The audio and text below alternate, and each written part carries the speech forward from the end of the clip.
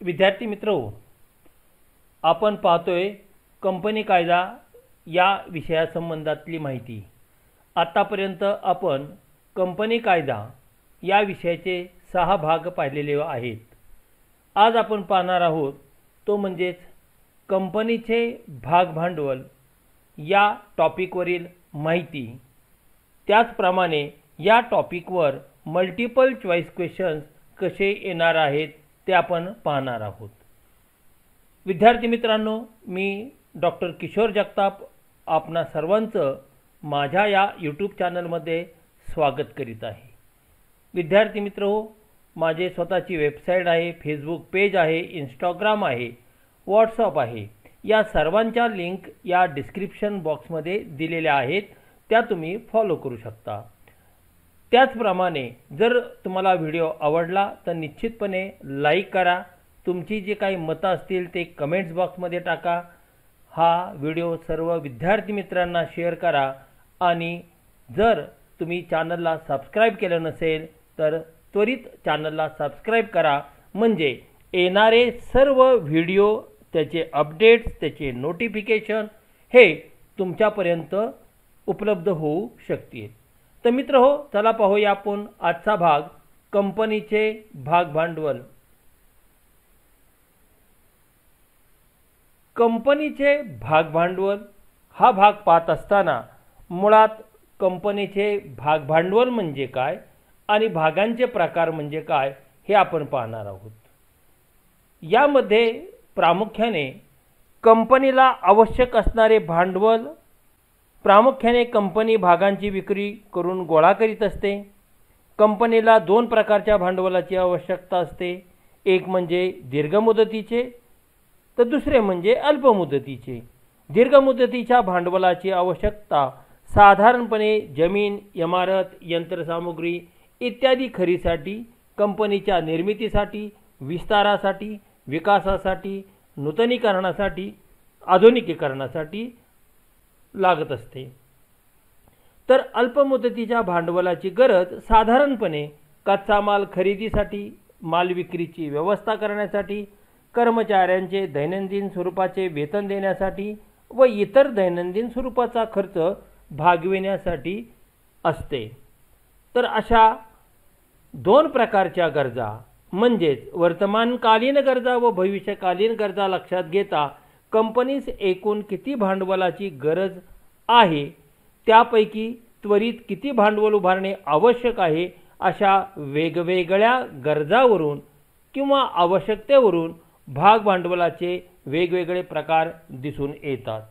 प्रामुख्याने हे भांडवलाचे प्रकार पाहत असताना आपल्याला लक्षात येईल, पहा इथे दिलेला आहे। पहिला भाग आहे तो म्हणजे अधिकृत भाग भांडवल, दुसरं विक्रीस काढलेले भाग भांडवल, विकले गेलेले भाग भांडवल, मागणी केलेले भाग भांडवल, वसूल झालेले भाग भांडवल आणि राखीव भाग भांडवल।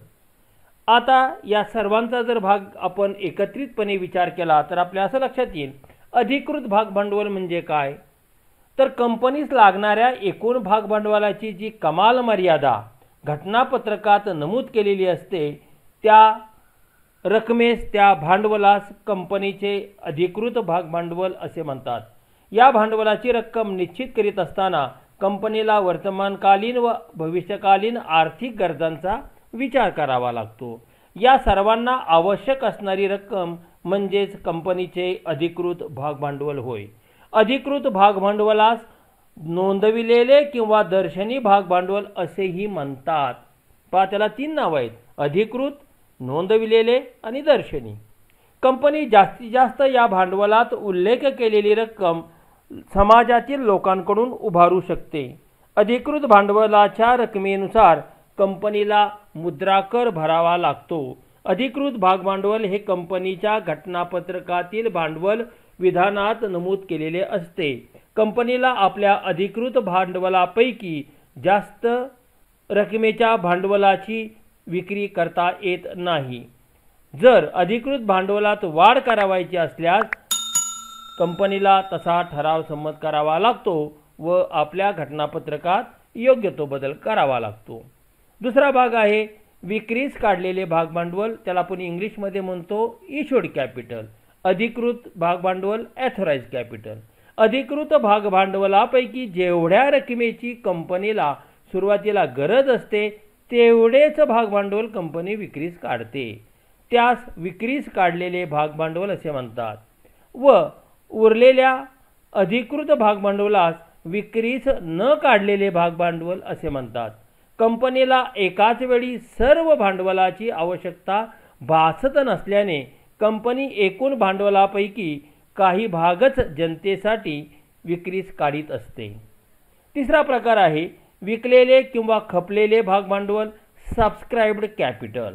कंपनीने विक्रीस काढलेल्या भागभांडवलापैकी जेवढे भागभांडवल समाजातील लोक विकत घेतात किंवा खरेदी करतात त्या भागभांडवलास विकले गेलेले अथवा खपले गेलेले किंवा लोकांनी खरेदी केलेले भागभांडवल असे म्हणतात. व उर्वरित भागभांडवलास न विकलेले अथवा न खपलेले अथवा खरेदी न झालेले भागभांडवल असे म्हणतात. चौथा प्रकार आहे मागणी केलेले भागभांडवल कॉल्ड अप कॅपिटल. कंपनीने विकलेल्या भागभांडवलापैकी ज्या भागभांडवलाची मागणी कंपनी करते अशा भागभांडवलास मागणी केलेले अथवा मागितलेले भागभांडवल असे म्हणतात. व उरलेले भागभांडवलास न मागणी केलेले किंवा मागणी न केलेले भागभांडवल असे म्हणतात. असे न मागितलेले भागभांडवल कंपनी आपल्या गरजेनुसार व जरुरीनुसार भविष्यात आवश्यकतेनुसार मागवू शकते. जनतेने खरेदी केलेल्या भागावरील संपूर्ण रक्कम कंपनी एकदम वसूल करीत नाही. विनियोजकाच्या सोयीसाठी व कंपनीच्या आवश्यकतेनुसार ही रक्कम हप्त्यात वसूल केली जाते. पुढचा प्रकार आहे वसूल झालेले भागभांडवल म्हणजेच पेडअप कॅपिटल. मागणी केलेल्या भागभांडवलापैकी प्रत्यक्षात जेवढे भागभांडवल कंपनीला मिळते तेवढ्या भागभांडवलास वसूल झालेले भागभांडवल असे म्हणतात. व उरलेले भागभांडवलास वसूल न झालेले भागभांडवल असे म्हणतात. कंपनी भागधारकाकडे भागावरील पैशाची मागणी करते. अशा वेळी सर्वच भागधारक कंपनीला भागावरील रक्कम देतीलच असे नाही. जेवढी रक्कम कंपनीस रोख स्वरूपात मिळते त्यास वसूल झालेले भागभांडवल असे म्हणतात. आणि शेवटचा भाग आहे तो म्हणजेच राखीव भागभांडवल रिझर्व्ह कॅपिटल. कंपनी कायद्याच्या तरतुदीप्रमाणे अशा प्रकारच्या भांडवलाची तरतूद करण्यात आलेली आहे. कंपनीच्या एकूण भागभांडवलापैकी काही भाग कंपनी आपल्या विसर्जनाच्या वेळी मागविण्याचे ठरविते तेव्हा त्या भांडवलास राखीव भांडवल असं म्हणतात. अशा प्रकारचे भागभांडवल निर्माण करण्यासाठी कंपनीला विशेष ठराव संमत करावा लागतो. अशा भांडवलावर कंपनीला कोणत्याही प्रकारे कर्ज काढता येत नाही. कंपनी विसर्जन प्रसंगी धनकोची देणी देण्यासाठी रक्कम कमी पडल्यास या भांडवलाचा विनियोग केला जातो. थोडक्यात आपल्याला 6 प्रकारे भागभांडवलाचे प्रकार सांगता येऊ शकतील. हा झाला भागभांडवलाबाबतचा माहिती. आता पाहणार आहोत भागांची माहिती. एकंदरीत भागांचे 4 प्रकार दिसतात. प्रवर्तकांचे भाग, समहक्क भाग, अग्रहक्क भाग आणि संचालकांचे भाग. अग्रहक्क भागामध्ये सुद्धा 5 प्रकार तुम्हाला या ठिकाणी दिसतील. तर निश्चितपणे भाग म्हणजे काय? भाग म्हणजे पैशाच्या स्वरूपात मोजला जाणारा सदस्यांच्या कंपनीशी असणारा हितसंबंध होय.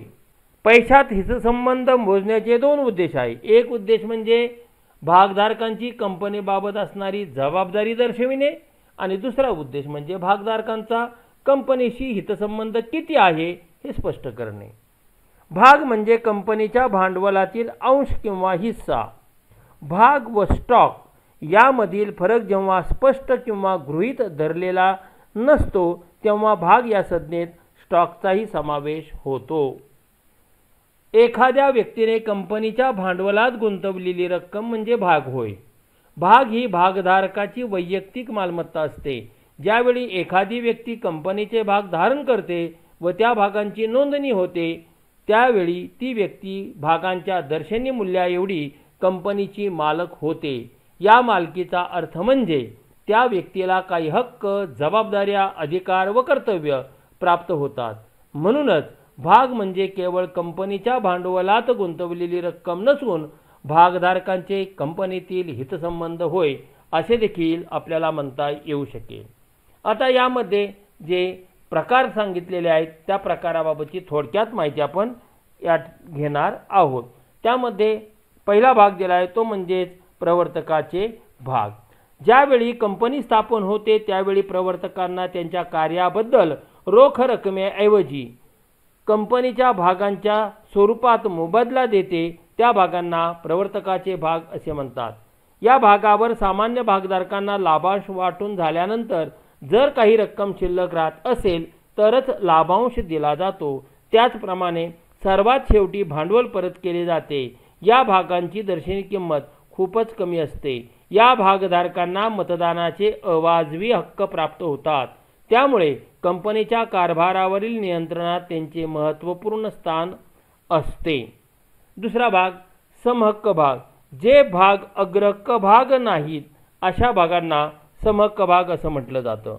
कंपनीचे जे भाग अग्रहक्क भाग नाहीत असे उरलेले सर्व भाग म्हणजे समहक्क किंवा सामान्य भाग होय. सामान्य भागधारकांना कोणतेही विशेष हक्क नसतात. लाभांश व परतफेड याबाबत समहक्क भागधारकांना अग्रहक्क भागधारकानंतर प्राधान्य मिळते. सामान्य भागधारक कंपनीला कायमचे मालकी हक्काचे भांडवल पुरवत असतात. सामान्य भागधारकांना मिळणारा लाभांश हा कंपनीच्या नफ्यावर अवलंबून असतो, कारण त्यांना ठराविक दराने लाभांश मिळत नसल्याने कंपनीला जास्त नफा झाला तर या भागधारकांना जास्त लाभांश मिळतो.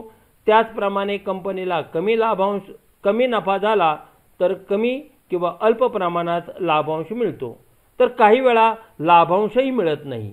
लाभांशाच्या बदलाप्रमाणे समहक्क भागांच्या बाजार किमतीतही चढ उतार होत असतात.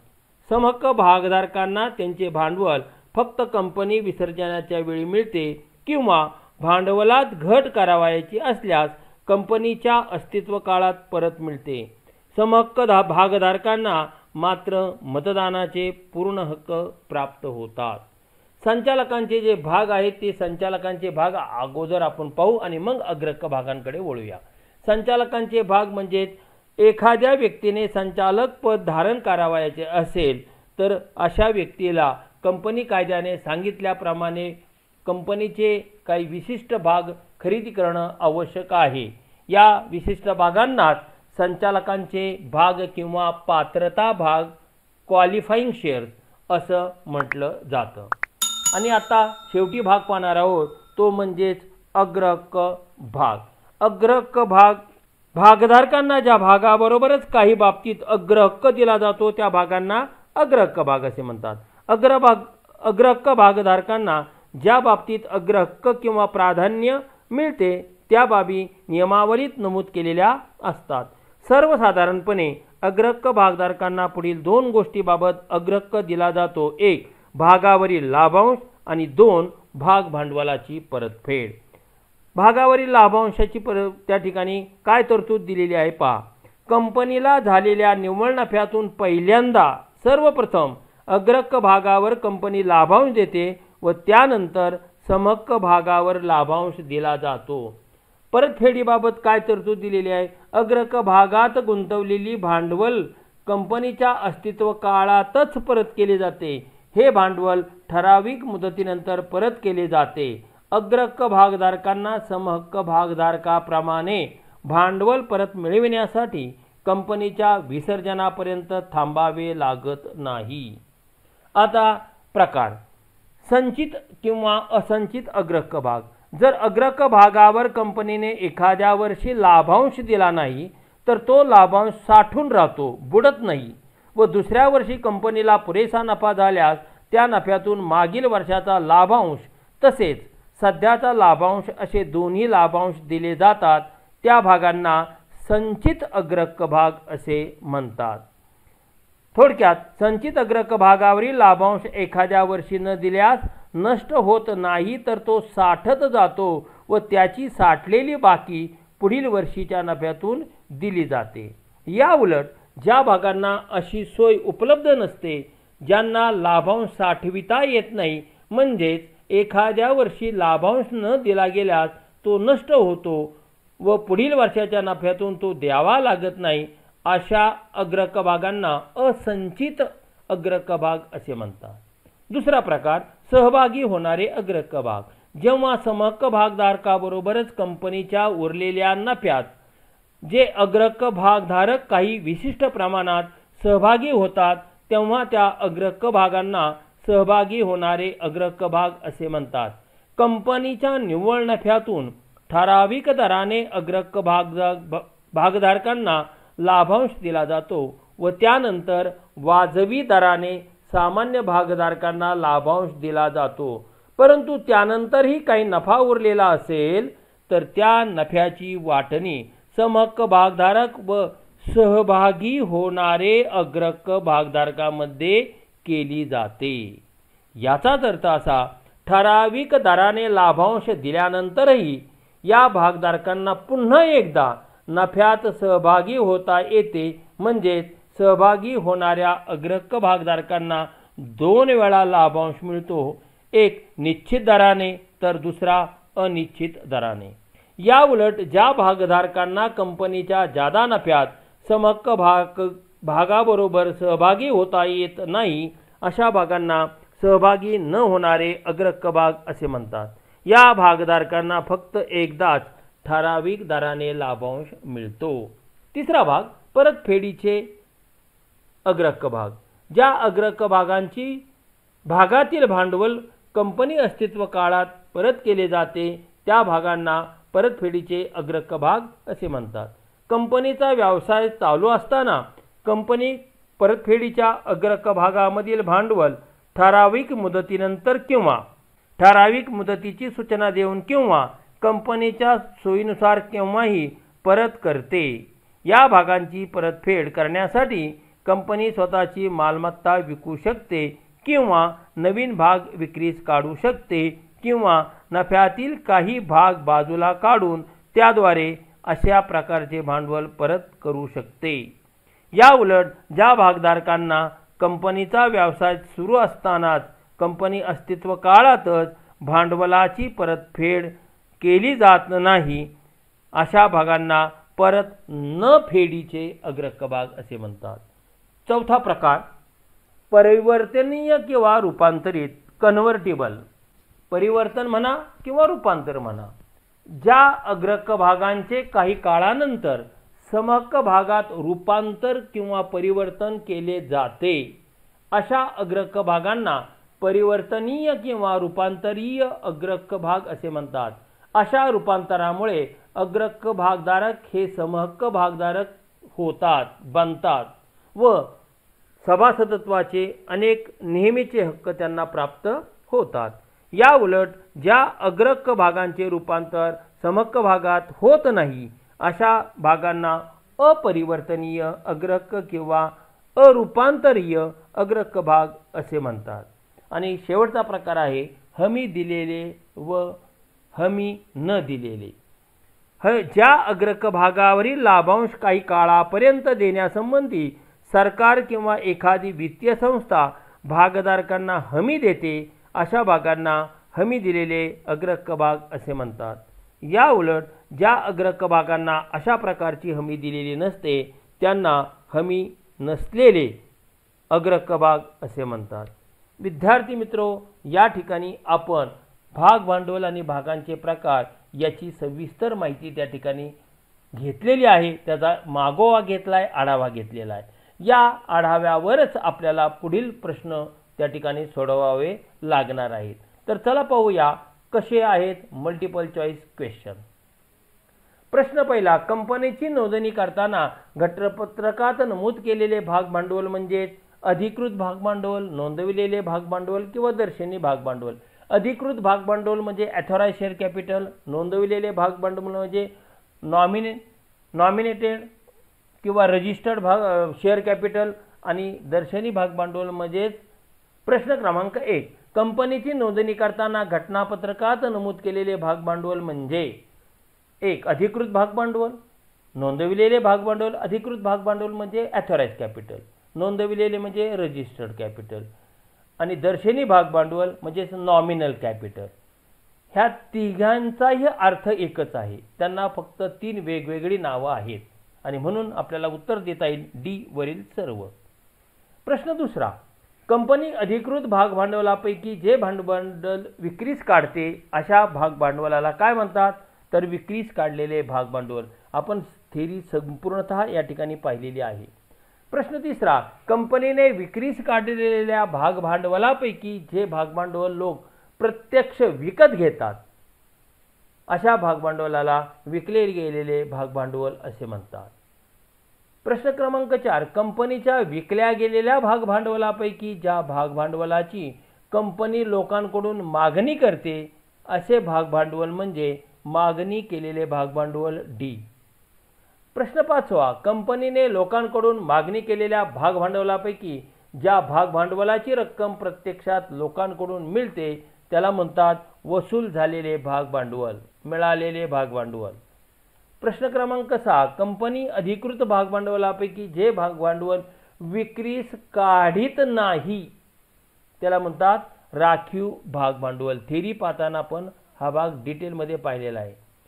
7, ज्या अग्रक भागावरील लाभांश साठून राहतो असे भाग म्हणजेच संचित अग्रहक्क भाग. प्रश्न क्रमांक 8, जेव्हा समहक्क भागधारकाबरोबर कंपनीच्या नफ्यात जे अग्रक भागधारक काही विशिष्ट प्रमाणात सहभागी होतात अशा भागांना म्हणतात सहभागी अग्रक भाग. प्रश्न क्रमांक 9, ज्या अग्रक भागांचे विशिष्ट कालावधीनंतर समहक्क भागात रूपांतर किंवा परिवर्तन होते असे भाग म्हणजेच रूपांतरित किंवा परिवर्तनीय अग्रक भाग बी. प्रश्न क्रमांक 10, ज्या अग्रक भागातील भांडवल कंपनी अस्तित्व काळातच परत केले जाते असे भाग म्हणजेच परतफेडीचे अग्रक भाग. प्रश्न क्रमांक 11, कोणते भाग कमी दर्शनी किमतीचे असतात? तर समहक्क भाग हे कमी दर्शनी किमतीचे असतात. इथे एक मुद्दा पुन्हा आपण जाणून घेऊया. प्रवर्तकांचे भाग हे सुद्धा समहक्क भागापेक्षाही कमी दर्शनी किमतीचे असतात. पण सर्वसाधारणपणे ज्या वेळेस आपण जनतेचा विचार करतो त्यावेळेस दोन प्रकारचे भाग विकायला काढले जातात, समहक्क भाग आणि अग्रक भाग. या दोघांची तुलना केल्यानंतर असं लक्षात येईल अग्रक भागांच्या दर्शनी किमती या जास्त असतात, त्या तुलनेने समहक्क भागांच्या किमती या कमी असतात. प्रश्न क्रमांक 12, कोणत्या प्रकारच्या भागांची कंपनी अस्तित्व काळातच परतफेड केली जाते? तर फक्त अग्रक भागांचीच परतफेड केली जाते आणि त्याही कोणत्या? परतफेडीच्या अग्रक भागांची. प्रश्न क्रमांक 13, कोणत्या भागावरील लाभांश हा निश्चित दराने दिला जातो? तर फक्त अग्रक भागधारकांना दिला जातो. प्रश्न क्रमांक 14, कोणत्या भागावरील लाभांश हा निश्चित दराने दिला जात नाही? समहक्क भागावरील लाभांश हा निश्चित दराने दिला जात नाही, कारण कंपनीला नफा जास्त, समहक्क भागधारकांना जास्त. कंपनीला नफा कमी, समहक्क भागधारकांना लाभांश कमी. म्हणजेच अग्रक भागधारकांचा लाभांश दर निश्चित असतो, समहक्क भागधारकांचा मात्र नसतो. क्वेश्चन नंबर 15, कोणत्या भागावर सर्वप्रथम लाभांशाची रक्कम दिली जाते? अग्रक भागधारकावर पहिल्यांदा त्या ठिकाणी लाभांशाची रक्कम दिली जाते. जर नफा उरला तर समहक्क भागधारकांना, त्यानंतर जर नफा उरला तर प्रवर्तकांना. अशा प्रकारे लाभांशाचं वाटप केलं जातं. प्रश्न 16, कोणते भाग लाभांश व भांडवल परतफेडीच्या दृष्टीने सुरक्षित असतात? दोन्ही अग्रक भाग. प्रश्न 17, कोणत्या भागात रक्कम गुंतवणारा गुंतवणूकदार हा जोखीम पत्करणारा असतो? तर समहक्क भाग, कारण तो मालक असतो. प्रश्न 18, कोणत्या भागधारक करणाऱ्या भागधारकांना मतदानाचे जास्त अधिकार असतात? जे गुंतवणूकदार भागधारक समहक्क भाग धारण करतात त्यांना मतदानाचे जास्त अधिकार असतात. अग्रहक्क भागधारकांना मतदानाचे कमी अधिकार असतात. 19, कोणत्या भागधारकांचा लाभांश हा कंपनीच्या नफ्याच्या प्रमाणावर अवलंबून नसतो? तर अग्रहक्क भागांना. कंपनीला नफा हो तोटा हो त्यांना लाभांश द्यावाच लागतो आणि म्हणून त्यांना आपण म्हणतो संचित अग्रहक्क भाग. प्रश्न क्रमांक 20, परतफेडीचे अग्रहक्क भागांची परतफेड करण्याची मुदत केव्हा ठरविली जाते? भाग ज्यावेळेस विकायला काढले जातात त्यावेळेस, म्हणजे भाग विक्रीच्या वेळीच. विद्यार्थी मित्र, पुढील भाग आपण पाहणार आहोत भागांच्या बाबतीतच भाग क्रमांक 7. तुम्हाला जर व्हिडिओ आवडला असेल तर लाईक करा. तुमची जर काही कमेंट्स असेल ते कमेंट्स बॉक्समध्ये टाका. हा व्हिडिओ तुमच्या सर्व विद्यार्थी मित्रांना शेअर करा आणि चॅनलला सबस्क्राईब केलं नसेल तर त्वरित चॅनलला सबस्क्राईब करा. माझा ईमेल या ठिकाणी दिलेला आहे. या ईमेलवर सुद्धा तुम्ही माझ्याशी संपर्क साधू शकता. चला मित्रहो, चला पुढील भागामध्ये आपण पाहणार आहोत पुन्हा एकदा कंपनी, भाग, भाग विक्री, भाग वाटप या क्रमाने. धन्यवाद.